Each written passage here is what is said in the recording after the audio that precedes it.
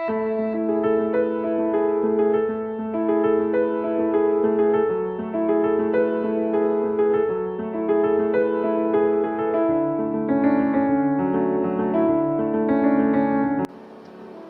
think it's been a passion. Cardiology has always been a passion, and giving back to patients. I mean, I always love to be a doctor. I want to give back to patients. So that has been my mainstay that I entered the field.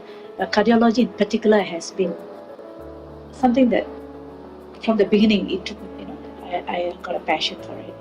And I think we were the first few doctors in this country who started off this, be part of a team of people who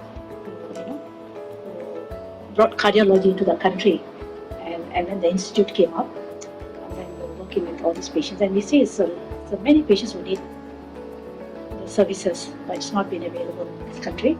Initially, all the patients have been going across out of the country for treatment and management, but until very much way back in 1982 when it was set up locally, and then it just got, and there are many more patients. And of course, I worked in the institute and I find that there's a lot more patients who are wanting to be treated and treatment is not being given. And I thought the center was right, that's the institute. Finally, of course, working in the center brought you out to private practice for some other reasons. And once you are in private practice, of course, you learn it's very expensive to really give them the best. Many of them come to you for some advice. After that, they say, look, I can't afford further treatment here for many reasons, so you have to send them out back to the government hospital, and they go on the waiting list. They never get their treatment, and some of them die along the way, right? So this has been this thing that you see every day. The idea of this charity hospital that came about actually really excited us, because we thought something we can give back to patients, and because it's just not individual, it's a team effort. So I'm sure many people will benefit. Many doctors will be there to provide the service, and that really was something that I always believed in me for the future. But it came by, and I thought I was very excited, and I thought that would be the way to go. So at least my end of my career, I'm already coming up to 65, and I worked for the last 41 years. I think it's just timely. I'm still fit. I'm still, mentally and physically fit. And I thought I should give back before anything catches me out.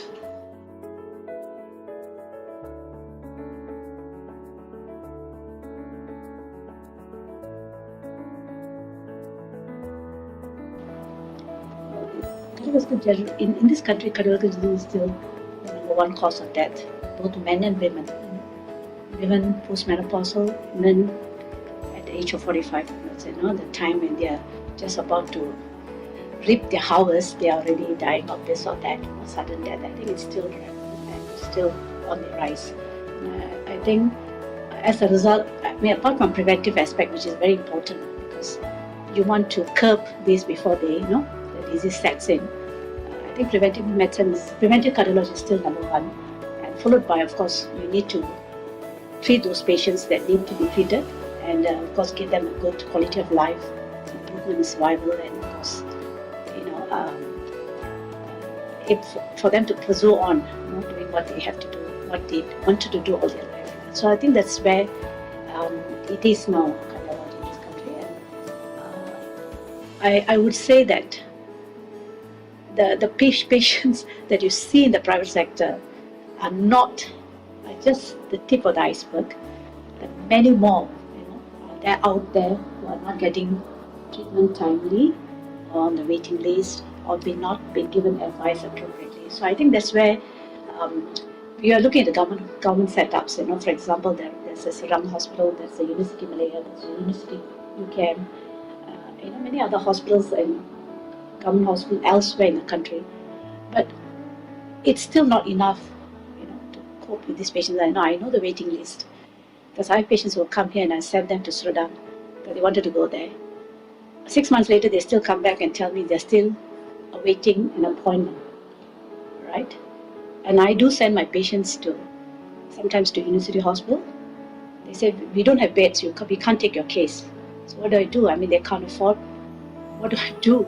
That type of things, So I feel that there should be another setup equivalent to, where we can actually work at a very low cost. In fact, sometimes they can't afford provide the service, and then see whether it could, I would say, not say match, but at least a timely treatment for the majority who are still on the waiting list.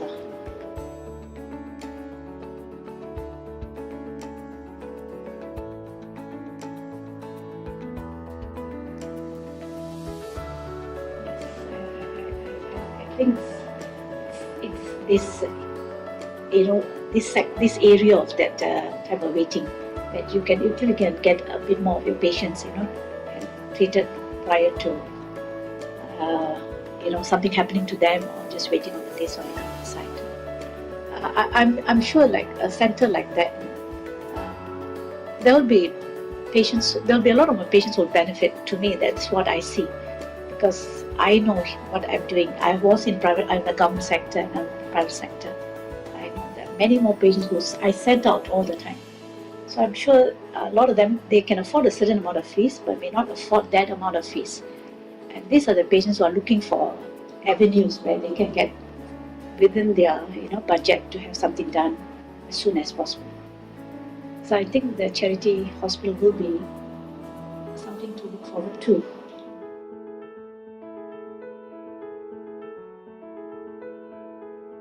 I'm sure the awareness will be there, because the campaign shouldn't be just for treatment. It should also be to prevent.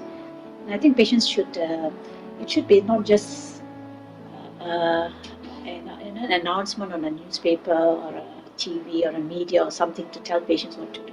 It has to come from the center where we're treating them.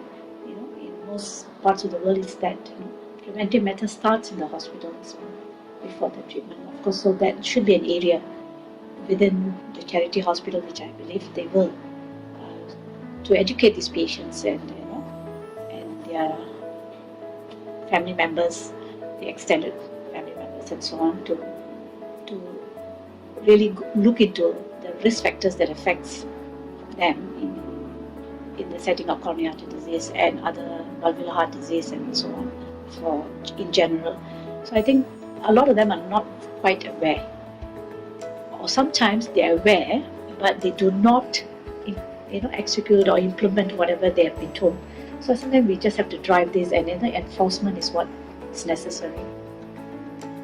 Because I spend some time just not telling my patients, okay, you've got this, do this test, do this test, get this treatment or get this investigation done, go for treatment. So I think I spend some time talking to them about how to prevent. So I think that's very important. It hasn't changed over the years. I've been in this field for so many years. I don't see preventive medicine something different now. It's still about what you do right. Exercise, eat right, keep your body weight right, keep your numbers of cholesterol and blood pressure values the optimal levels. I think that's still the mainstay. There hasn't been anything different.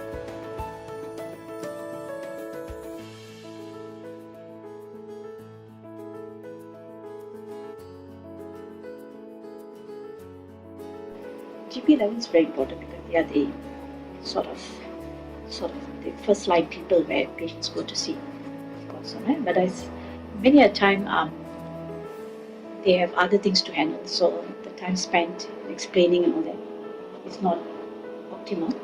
Patients still, they come for a cough and cold and get treated and they go off, so they don't spend time talking about other things because it's very specific. But I think when they come into a hospital or they see a specialist for other things, each specialist may have a role to play in sort of emphasizing the need for these preventive aspects, in cardiovascular disease and in fact diseases in general.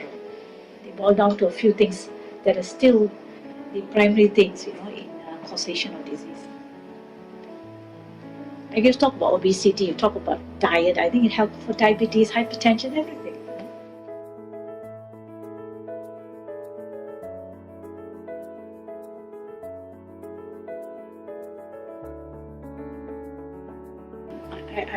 I still feel that we are very short of public, on the public side, for cardiovascular disease management.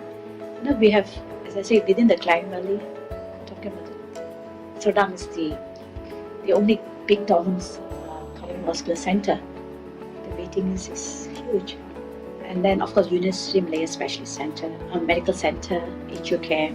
These are the 3 centres that my patients tend to go to. There's no other centre which provides cardiology. General Hospital Kuala Lumpur doesn't have cardiovascular facilities for treatment. It's only Serdang.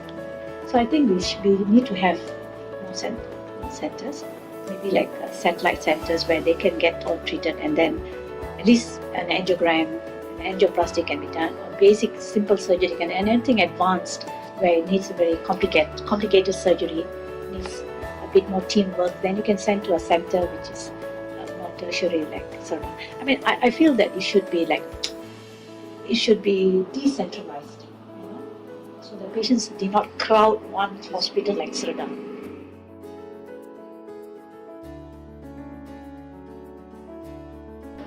I'm very excited. I hope to see it grow, and I hope this will be an example for other centres, similar centres, to open up to cater for these, patients who are waiting.